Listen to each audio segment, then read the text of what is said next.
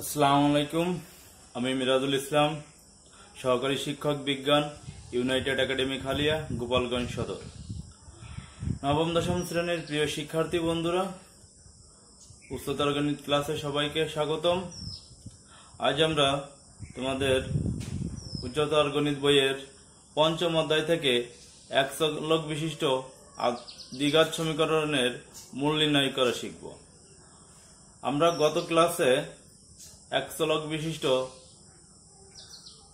দ্বিঘাত সমীকরণ এর মূলের প্রকৃতি অর্থাৎ মূলগুলো কেমন হবে এবং আদর্শ দ্বিঘাত সমীকরণ সম্পর্কে জেনেছিলাম এবং আদর্শ দ্বিঘাত সমীকরণের মূল নির্ণয়ের সূত্র অর্থাৎ এক চলক বিশিষ্ট আদর্শ দ্বিঘাত সমীকরণের মূল নির্ণয়ের সূত্র আমরা শিখেছিলাম। সূত্রটি আদর্শ দ্বিঘাত সমীকরণটা ছিল এরকম: ax square plus bx plus c equal to 0। এই আকারের সকল এক চলক বিশিষ্ট দ্বিঘাত সমীকরণের মূল নির্ণয়ের সূত্রটা ছিল আমাদের এরকম: x equal to minus b plus minus root over b square minus 4ac by 2az, যেখানে a হচ্ছে x স্কয়ারের সহগ, b হচ্ছে x এর সহগ এবং c হচ্ছে ধ্রুবক পদ। শিক্ষার্থী বন্ধুরা, আজ আমরা এই সূত্রের সাহায্যে আমরা এক চলক বিশিষ্ট দ্বিঘাত সমীকরণের মূল নির্ণয় করা শিখব। তাহলে আসো শিক্ষার্থী বন্ধুরা, আমরা এই সূত্রের সাহায্যে এক চলক বিশিষ্ট দ্বিঘাত সমীকরণের মূল নির্ণয় করি।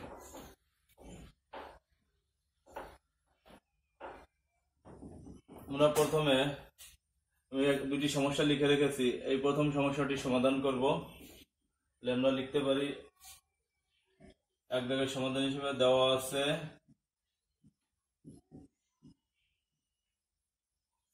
3 minus 4x minus 2x square equal to 0।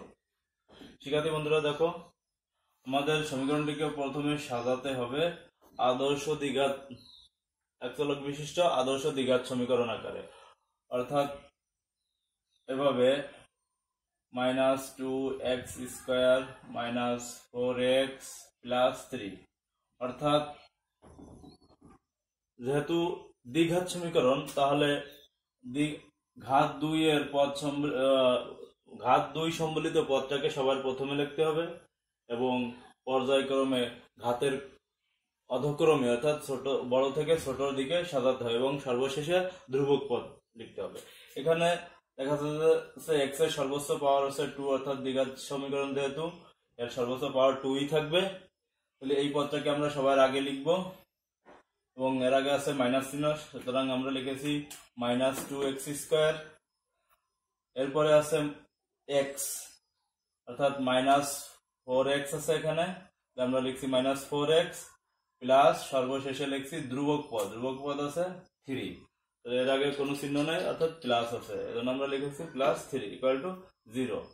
এখন আমরা এই সমীকরণটাকে আদর্শ দ্বিঘাত সমীকরণের সাথে তুলনা করব। তাহলে আমরা লিখতে পারি প্রদত্ত সমীকরণকে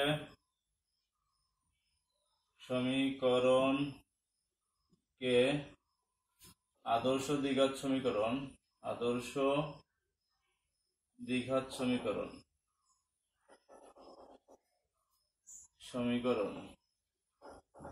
হ্যাঁ শিক্ষার্থী বন্ধুরা, ঠিক বলেছো। আমরা গত ক্লাসে শিখেছি আদর্শ দ্বিঘাত সমীকরণটি হলো ax square plus bx plus c equal to 0 এর সাথে, অর্থাৎ আদর্শ দ্বিঘাত সমীকরণের সাথে আমরা তুলনা করবো। অর্থাৎ যে সমীকরণের সমাধান নির্ণয় করতে বলুক না কেন, আমরা তাকে আদর্শ দ্বিঘাত সমীকরণের সাথে তুলনা করব।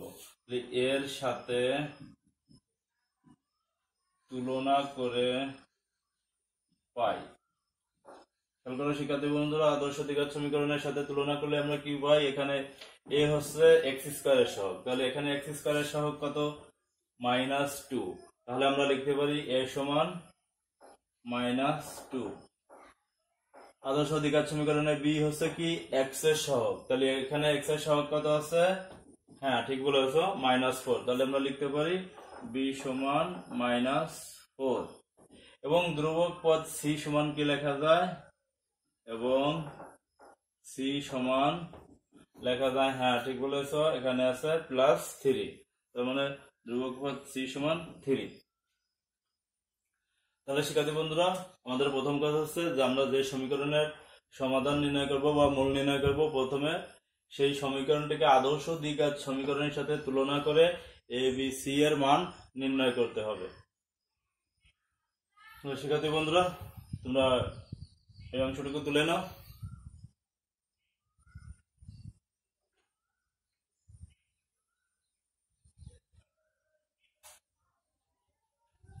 আশা করি তুলে নিয়েছ।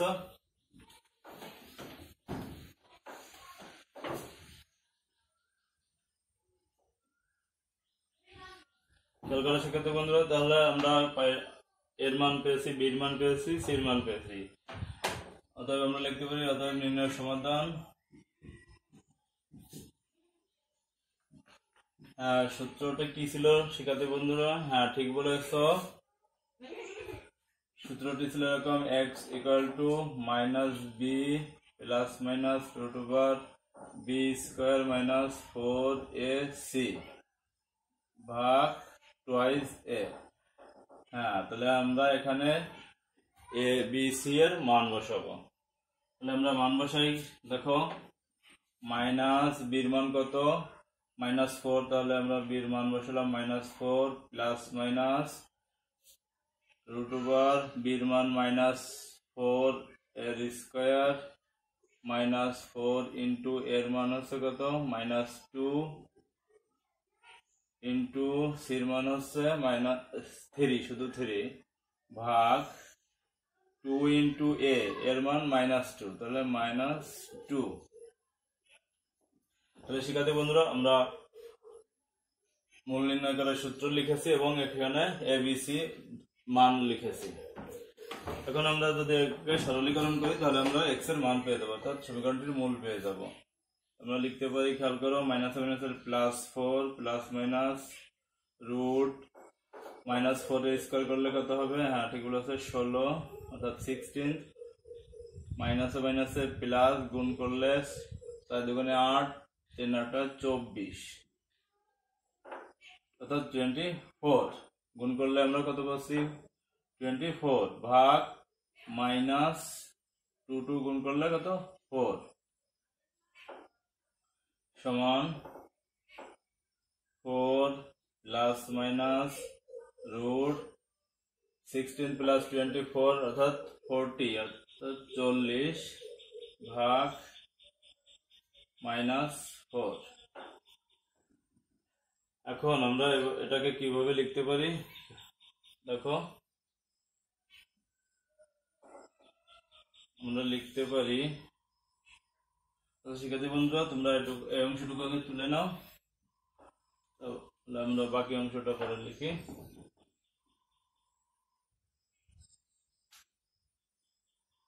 আশা করি তুলে নিয়েছ।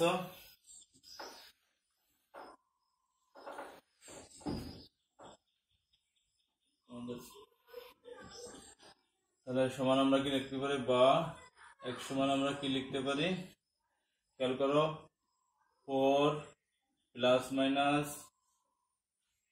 আমরা এখানে কি লিখতে পারি, 40 এর পরিবর্তে, অর্থাৎ 40 পরিবর্তে আমরা কি লিখতে পারি, 24 গুণ 10, 4 গুণ 10 ভাগ -4 সমান 4 ± রুট করলে 4 কে রুট করলে 2 আর 10 কে রুট করলে √10, 2√10/-4।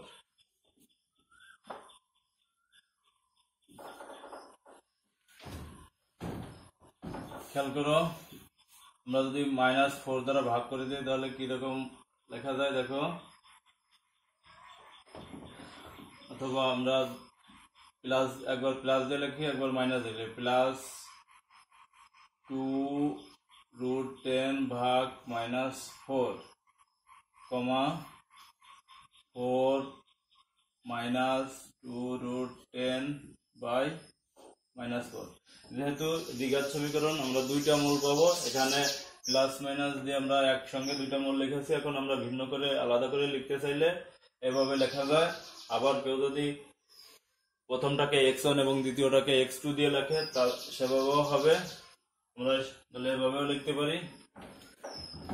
যদি কেউ এভাবে লেখে হবে, আবার কেউ যদি এভাবে লেখে, অতএব x1 সমান 4 প্লাস 2√10/-4 এবং x2 সমান 4 মাইনাস 2√10/-4 এভাবেও লেখা যাবে শিক্ষার্থী বন্ধুরা।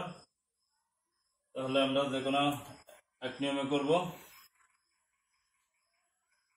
তাহলে আমরা এই নিয়মে করি। দেখো, তাহলে আমরা এখানে যদি 2 কমন নিই তাহলে কি থাকে, 2 প্লাস √10/-4। অথবা আমরা একটা কাজ করতে পারি, -4 দিয়ে ভাগ করে দিতে পারি। -4 ভাগ -4 প্লাস 2√10/-4 এবং এখানে x2 ওই একই কাজ, 4 ভাগ -4 মাইনাস 2√10/-4। খেয়াল করো, x1 এর মান কি হবে, তাহলে ভাগ করলে এখানে 4 কে -4 দ্বারা ভাগ করলে -1 প্লাস মাইনাস আসবে মাইনাস, আর এখানে কাটাকাটি করলে আসবে √10/2। আমরা 2 দিয়ে যদি কাটাকাটি করি এবং এখানে x2 এর মান আসবে -1 মাইনাসে প্লাস, এখানে আসবে √10/2।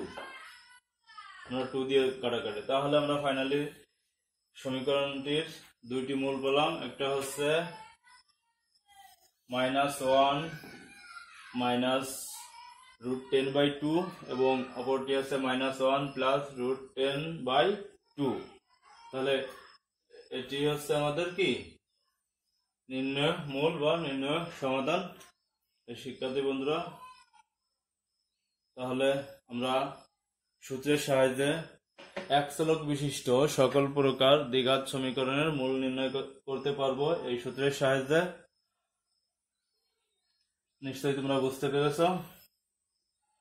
তাহলে আমরা আরেকটি সমস্যার সমাধান করব এখন।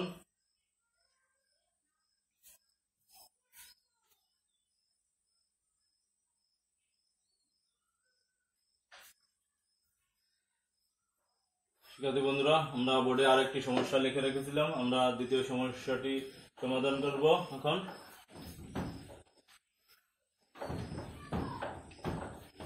খেয়াল করো, আমাদের প্রদত্ত সমীকরণটা ছিল এরকম। আমরা লিখতে পারি প্রদত্ত সমীকরণ 2 নম্বর, প্রদত্ত সমীকরণ কি আছে দেখো, x² প্লাস 7x প্লাস 1 = 0। তাহলে আমরা লিখতে পারি প্রদত্ত সমীকরণকে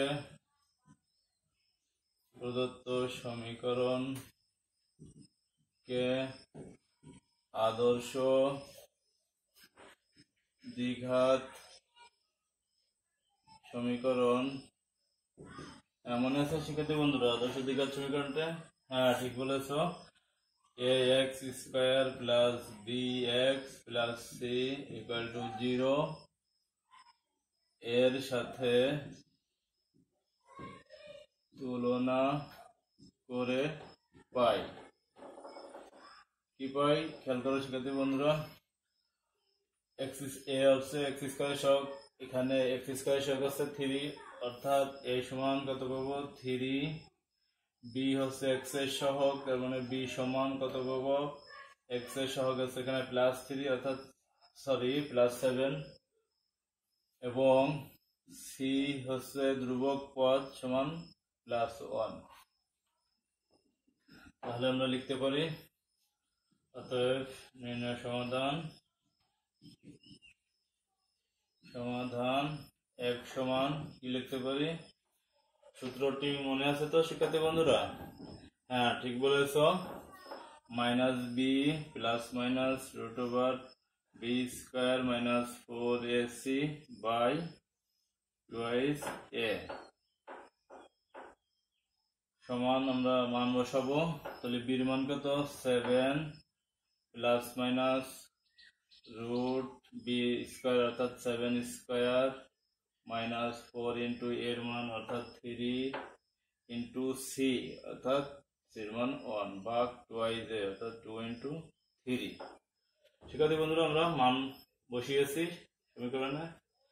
এবার আমরা সরলীকরণ করলেই আমরা মান পেয়ে যাব।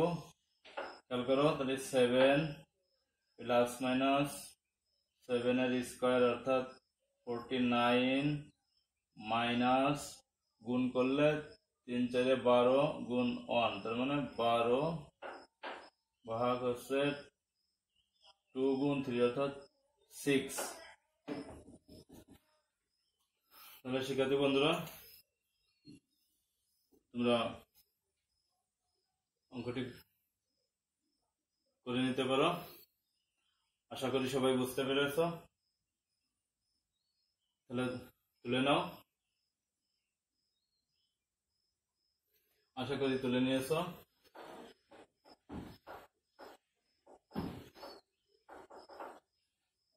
এখন আমরা যদি এরপরে বসাই বা এক সমান, আমরা এরপরে অংশ করতেছি। এখানে আমাদের ছিল কি 7 প্লাস মাইনাস রুট 49 বিয়োগ 12 অর্থাৎ 49 থেকে 12 বিয়োগ করলে কত থাকে? হ্যাঁ ঠিক বলেছ, আগে 37 অর্থাৎ 37 ভাগ 6। আমরা কত কি লিখতে পারি বা এক সমান, এবার প্লাস মাইনাস আমরা যদি দুই আলাদা করে লিখি তাহলে 7 প্লাস রুট 37 বাই 6 কমা, এবার আমি কমা দিয়ে লিখলাম 7 মাইনাস রুট 37 বাই 6। যেহেতু রুটের ভিতরে একটি মৌলিক সংখ্যা আছে তাহলে ওটাকে আর কোনো বর্গের সংখ্যার গুণিতক আকারে লেখা যায় না, সুতরাং রুট 37 রেখে দেবো আমরা। অতএব আমরা লিখতে পারি ফাইনালি, অতএব এক সমান 1/6 ইন্টু 7 প্লাস রুট 37 কমা 1/6 টু 7 মাইনাস 37। তাহলে আমাদের দ্বিতীয় সমস্যাটির মূল নির্ণয় করা হয়ে গেল, অর্থাৎ সমাধান করা হয়ে গেল শিক্ষার্থী বন্ধুরা। তাহলে আশা করি বুঝতে পেরেছ। অনুরূপভাবে আমরা তোমাদের বইয়ে 5.1 যতগুলো এক চলক বিশিষ্ট দ্বিঘাত সমীকরণ রয়েছে আমরা সবগুলো সমাধান করতে পারবো এবং বাড়িতে করব, বাসায় বসে করব। তোমাদের বইয়ের থেকে